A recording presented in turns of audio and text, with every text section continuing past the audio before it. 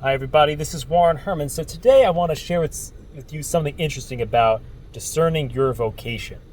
And the thing is, I feel like one of the things that could be most helpful in discerning your vocation is to have an appreciation for every vocation.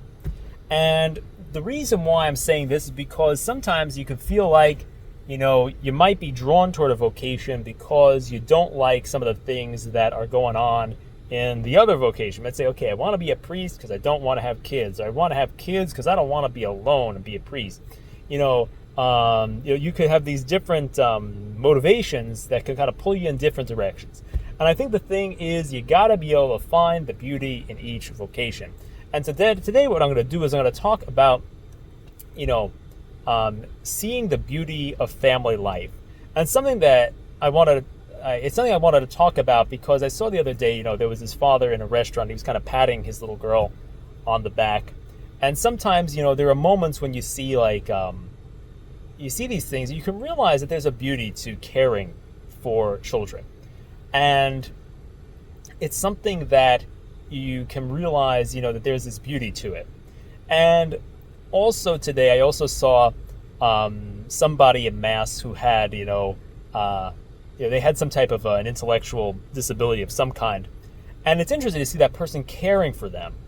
And that, got me to thinking about, the fact that, somebody, and from a secular perspective, you could say there's no worth in that person's life, that there's no value, they're not going to contribute something, that they're not worthwhile from a secular materialistic perspective.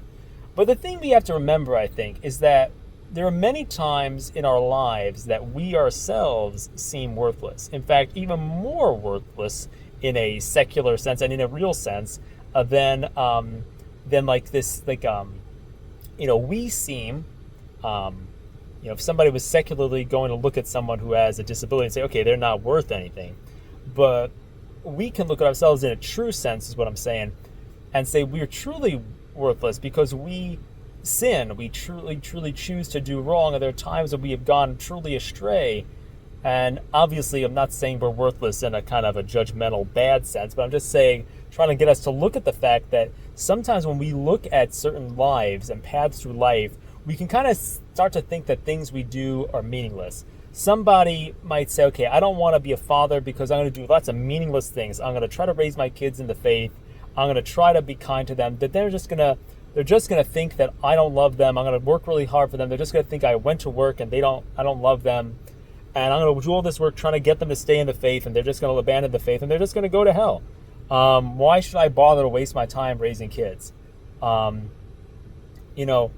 This is an interesting problem. Or let's say someone's a priest. I'm going to give my life. I'm going to give up my life. I'm going to try to preach. I'm going to do this. And you know what? No matter what I say, nobody in my congregation is going to really listen. How many souls are going to be lost? Is anyone even going to come to church? People are just going to think, people are just going to judge me. They're going to think I'm a creep because I'm a priest, because there's been scandals in the church. What's the point? So whether we're looking at what's the point of having a kid or what's the point of being a priest, we can realize that one of the points of this, I think, is to live out the patience that God has had with us. And that our vocation, I think, comes from living out and participating in the patience that God has had with us. So if we're caring for a kid, okay, the kid might go to hell. Okay, your parishioner might go to hell. But it's like, at the end of the day, did you try to be patient with your parishioner? Did you try to be patient?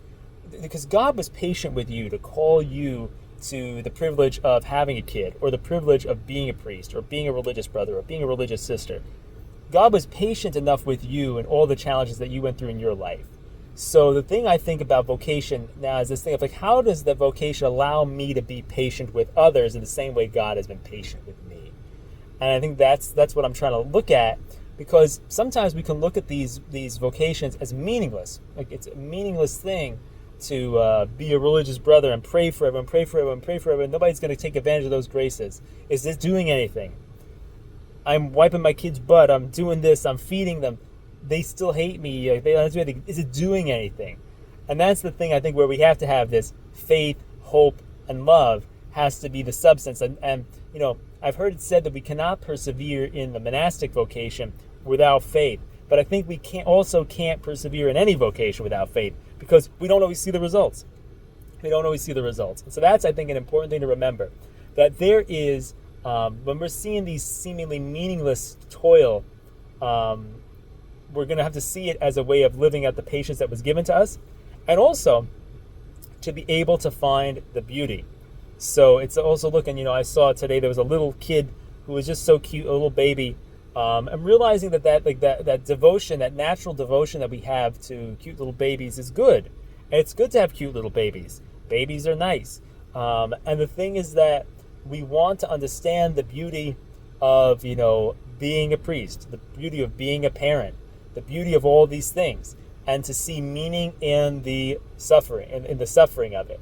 So we want to be able essentially to have, a spirit of what we might call the spirit of the rosary, or a spirit of the mind of Christ, because we want it to be like, the rosary has the joyful, the sorrowful, and the glorious mysteries. We should be able to see the joyful, the sorrowful, and the glorious mysteries of the of every vocation. That's, I think, the healthy perspective we want to have on each one, is to have that joyful, sorrowful, and glorious mystery in mind of each of those vocations. So, for example, the joy of a parent is having that little baby, or having a devoted spouse that you really care about. That's a joyful mystery of marriage. A sorrowful mystery of marriage is, your spouse may get sick, your child may have cancer and some terrible disability. You may have to, suffer and endure through those trials. But the glory is that in all these things, you are seeing the love of God, the patience of God, and like I was saying before, you're seeing that you are being able to grow toward heaven through virtue, to become perfect, even as your Father in heaven is perfect. If your Father who sends rain on the just and on the unjust, Christ says. So if we're trying to aim for perfection, it's this perfection in love, this perfection in patience, because God has been patient with us. So we shouldn't look to the exterior results. We shouldn't look at only the ups and downs, the joys and sorrows. We should look at these things as transcendent opportunities for growing in patience and praise. When we're looking at these joyful things, we're praising God. But really, these sorrowful things, we're growing in this patience.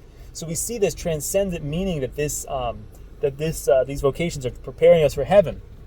And the same way, you look at the priesthood. The sorrows may be, okay, you don't have a partner, or you're sent out to, you're in the missions. You're in a dangerous area. You might be killed in some you're preaching in the Amazon or something. Depending on what type of thing, you might be in these different scenarios. If you're in a cloister, you might never see the results of your prayers. These are the sorrowful mysteries. And the joyful mysteries, okay, like the quiet, the times to be able to pray, the closeness to the Eucharist, the easy accessibility of the sacraments, having holy people and holy examples around you, these joyful mysteries. But the transcendent thing is, the whole thing has to be about the glory. Like, okay, is this leading me toward perfection? Is this leading me toward these things that, if I can't see the good that's coming from my prayers, do I have faith? Do I know that I'll see the results of this in the life of the age to come, and in heaven? Is this really, the thing? Having that bigger perspective. So hopefully these ideas can give you some helpful tips that can help you have a good perspective. Because when we have this good perspective on both vocations, we're not discerning out of a reaction. We're discerning out of a genuine response. And then we have much greater freedom in how we approach the question of vocational discernment. And I hope this helps you today.